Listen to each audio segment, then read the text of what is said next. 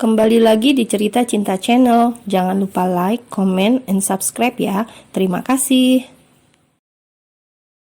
Alika tentu sangat tercengang ketika mendengar ucapan Pak Rian. Dia bahkan sampai tidak bisa berkata-kata dan mulutnya jadi sedikit menganga.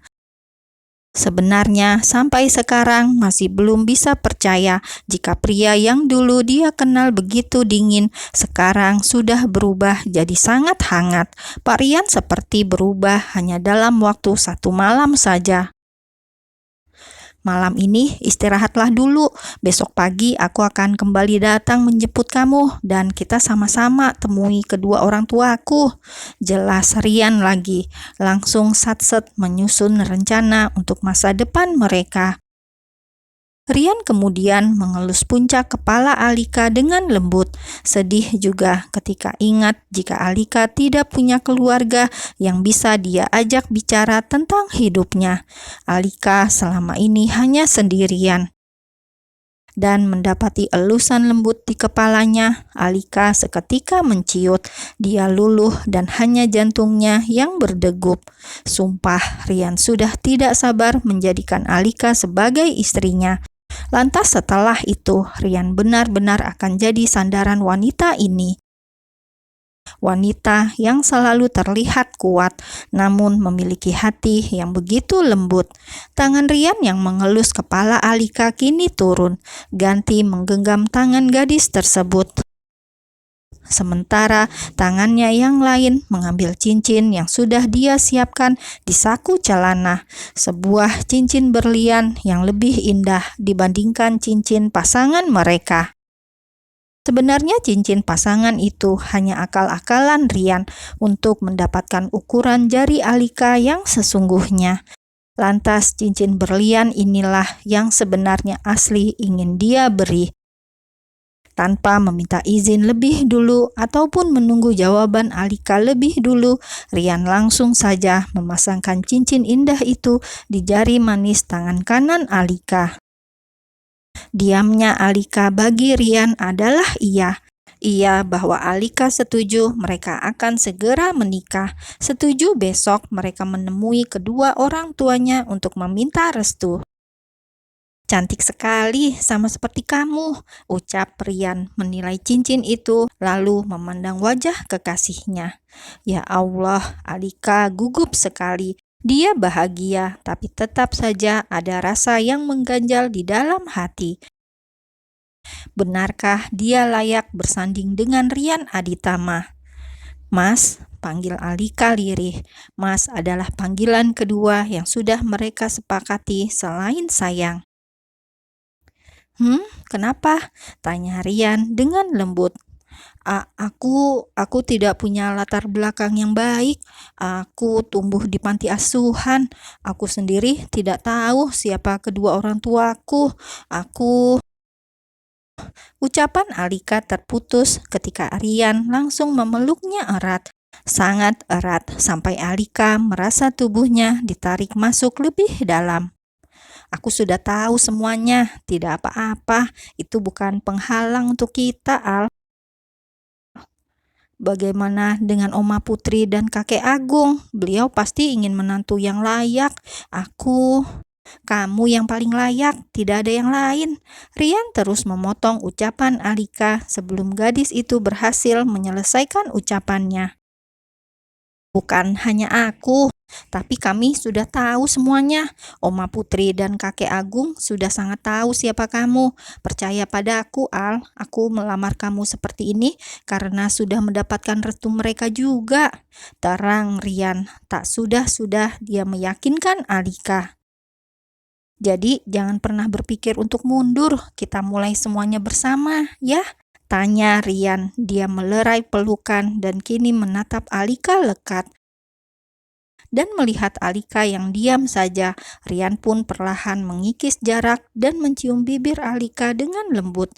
Lihatlah betapa Rian selalu tergoda untuk melakukannya. Rian sudah tidak bisa dikendalikan. Kita harus segera menikah, putus Rian. Alika tidak bisa membantah karena nafasnya pun terengah-engah karena ciuman itu. Setelah memberikan banyak kejutan, akhirnya Rian pamit untuk pulang. Tidak mungkin dia menginap di sini, takut nanti akan banyak setan yang menggodanya untuk memiliki Alika secara penuh. Astagfirullahalazim. Rian bahkan terus membatin beristighfar. Lama-lama kesadarannya benar-benar akan hilang. Alika sudah seperti candu baginya.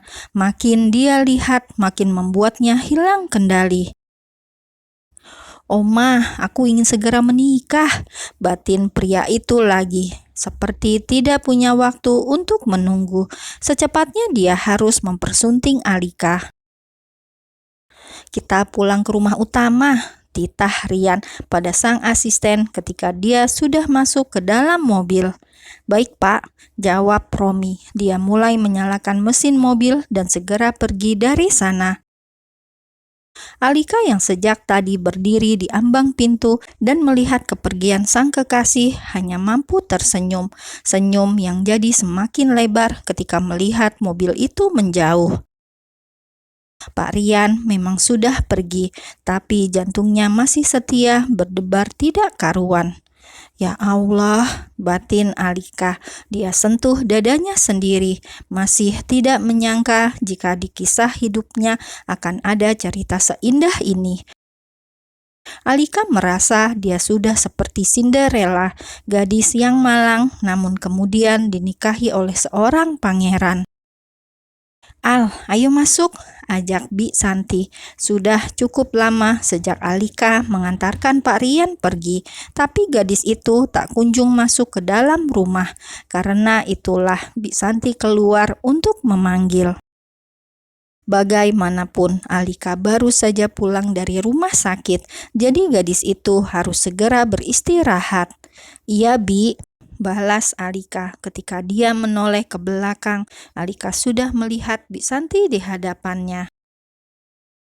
Alika tersenyum, dia pun segera menutup pintu rumah. "Kamu tenang saja, keluarga Aditama itu baik-baik, sangat baik malah," kata Bi Santi di antara langkah kaki mereka yang semakin masuk ke dalam rumah. Alika terdiam sesaat, dia menarik dan membuang nafasnya dengan perlahan. Bi Santi dan Pak Rian memang terus meyakinkan dia bahwa semuanya baik-baik saja. Tapi tetap saja ada rasa tak pantas yang menyelimuti hatinya.